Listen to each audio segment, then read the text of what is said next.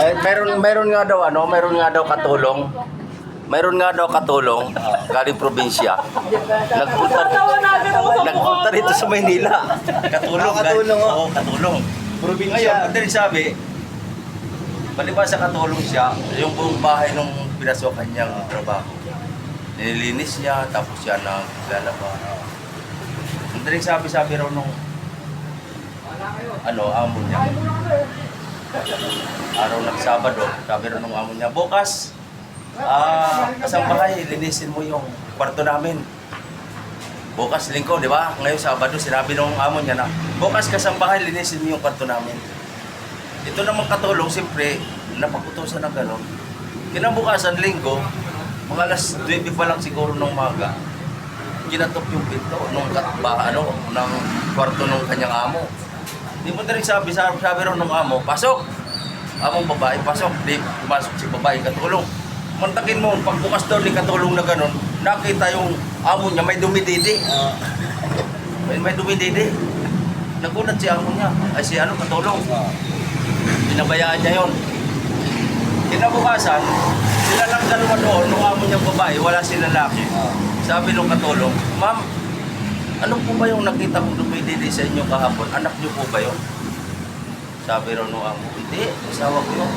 Ikaw rin pa yun, ma'am, kahit asawa niyo pwedeng dumidi sa inyo.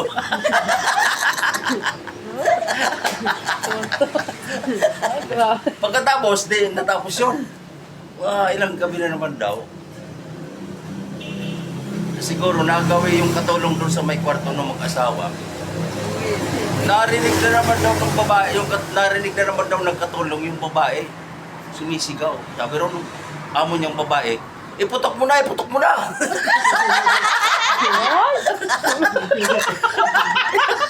Tapos,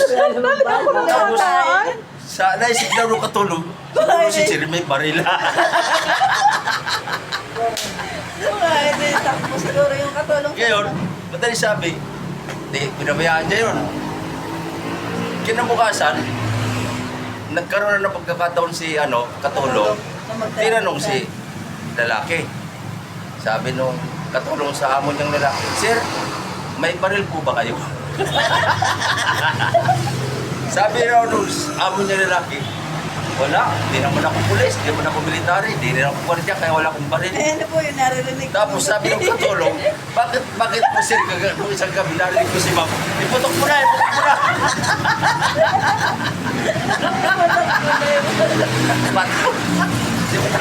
Palibasa ka ignorante dahil probinsyana, nakarinig siya ng iputok mo na kanan niya baril. Ganso na lang tayo dito.